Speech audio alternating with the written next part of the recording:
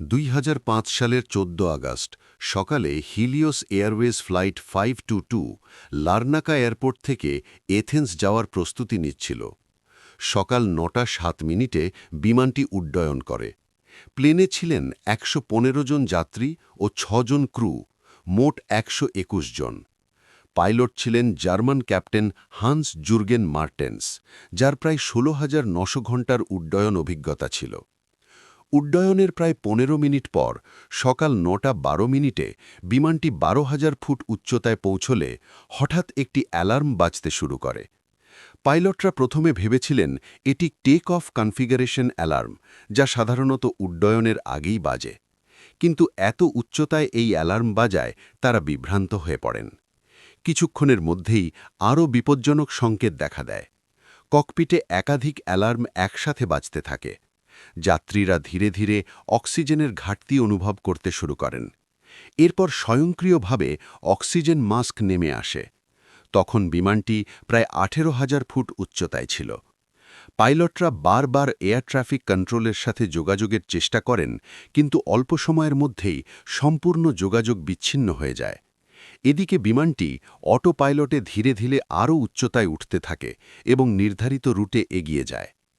সকাল ১০:১২ থেকে ১০:৫০ পর্যন্ত এথেন্স কন্ট্রোল রুম থেকে বারবার যোগাযোগের চেষ্টা করা হলেও কোনো সাড়া পাওয়া যায়নি। পরিস্থিতি সন্দেহজনক হওয়ায় হেলেনিক এয়ারফোর্স থেকে দুটি F-16 ফাইটার জেট পাঠানো হয়। ফাইটার জেটগুলো কাছে গিয়ে দেখে ককপিটে কোনো সাড়া নেই, যাত্রীরাও অচেতন। সকাল ১১:৫০ দিকে তারা দেখতে পায় একজন ব্যক্তি কেবিন থেকে ককপিটে ঢুকে পাইলটের আসনে বসার চেষ্টা করছে। সে ছিল ফ্লাইট অ্যাটেন্ডেন্ট আন্দ্রেয়াস প্রদ্রমু। ঠিক দুপুর ১২টার দিকে বিমানের ডান ইঞ্জিন বন্ধ হয়ে যায়। অল্প সময়ের মধ্যেই বিমানটির নিয়ন্ত্রণ সম্পূর্ণ হারিয়ে ফেলে এবং ১২:০৪ এথেন্সের কাছে একটি পাহাড়ি এলাকায় বিধ্বস্ত হয়। কেন এই দুর্ঘটনা ঘটেছিল?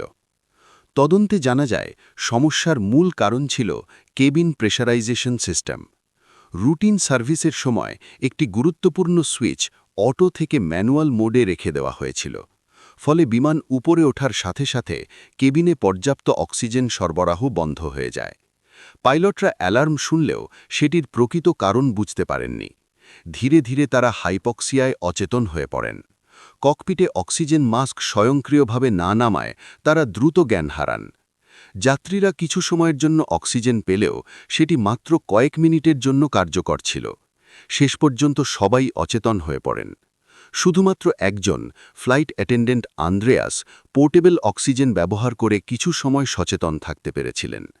তিনি শেষ চেষ্টা করেছিলেন বিমানটি নিয়ন্ত্রণে আনার, কিন্তু অভিজ্ঞতার অভাবে সফল হননি।